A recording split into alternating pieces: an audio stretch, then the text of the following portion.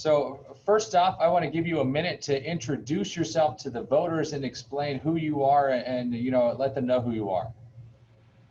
And my name is Dave Seiler, and I am the candidate in the 107th district as a Democrat. I'm a challenger. This is my second time around. I ran against the guy who is the incumbent now 2 years ago. I believe in democracy, and I think we need to have candidates, and so sometimes in our district, we don't even, the Democrats have not run anybody. And I think that puts us in a hole in terms of getting our message out there. And so I'm certainly willing to be the person to get the message out, because I believe in a lot of the things, believe in everything that we have out there. And I think that we need to spread the message and get people to know what is going on and know what we stand for. And so, I'm a teacher. I've been a teacher for 32 years. I'm currently at Lakeland College. I taught high school before that. So I believe I'm going to bring a teacher's approach to the position. What I want to do is make the position, a community classroom sort of thing, where I meet with the constituents on a weekly basis and find out what they think about the issues, and then I can tell them what I think about the issues. And so together we can learn and make the district a better place. You mentioned that you've run against this, this other candidate before. Why do you feel that you are the right person for this job? Why am I the right person? Because I'm trying to bring people together. I think that my opponent he's shown over the last 2 years that he's really divisive. He has proposed separating Chicago from the rest of the state as a solution to our problems. He hosts single issue rallies about issues that he knows some of his supporters are passionate about, but they don't really bring people together. And I think we need a representative who is about bringing people together and finding common ground and common solutions. And I've spent 32 years in the classroom doing that very thing. And so that makes me absolutely the best candidate.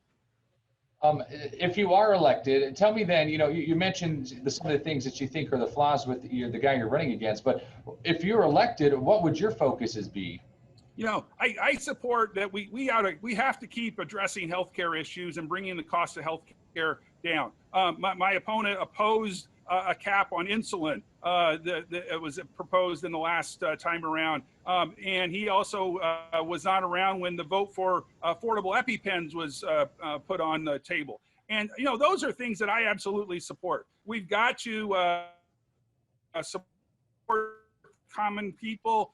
And we also have to support the idea of common sense economics, all right? And that's why I support the graduated tax. I think that the graduated tax is the step towards fixing our problems. My opponent thinks it's not. He says that he'll go all over the district saying it's a bad idea. I think it's essential, because if we don't pass the graduated tax, there will be I suspect a tax increase on everybody. And I think that would be economically hurt to the middle class and the lower class. One of my other questions, a lot of the feeling, being downstate from Chicago, a lot feel like their voice isn't heard because of where they are in the state. How would you make sure that their voice is heard if you were elected? Well, and I think that's absolutely, to elect a Democrat is the way to get their voice heard, because as it stands right now, the Republicans that we elect from our area, not just Blaine, but the other ones as well, they get ignored by the people making the decisions in Springfield, because all they're seen as, just combative and divisive, and they argue and they pick fights. And so what we need is somebody who actually is looking to try to make progress and to try to find common ground. And so that's where it makes sense to me to elect somebody. We used to elect Democrats like this all the time. Chuck Hartke, Glenn Pichard, those are the kind of Democrats that I grew up with, and we stopped electing them to our detriment. I think we need to go back to having a common sense Democrat from the area, at least one. Put all your eggs in one basket doesn't make sense to me. One of the big things of that area as well is agriculture. How would you help those farmers out there who may be struggling amid the pandemic? I don't think that the Trump administration has done the farmer any good around here in terms of with the tariffs. Look at the grain prices. I think that, local Republicans support President Trump on that.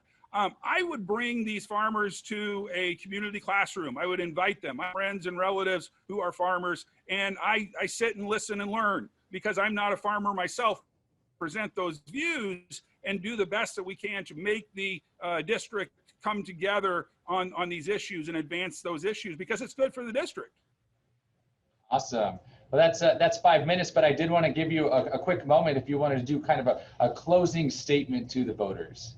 Yeah, I really hope that people will look beyond the D's and the R's, because too many times what people do is that they'll decide, well, hey, I know that I'm a blank, whatever that party is, and that's all they'll vote. I think that's a mistake. I think that what voters need to do is look to the person and consider how that person fits and what that person can do, what that candidate can do to make the area a better place. And I think if you look at it, you'll find out that Dave Seiler is the better candidate in the 107th district.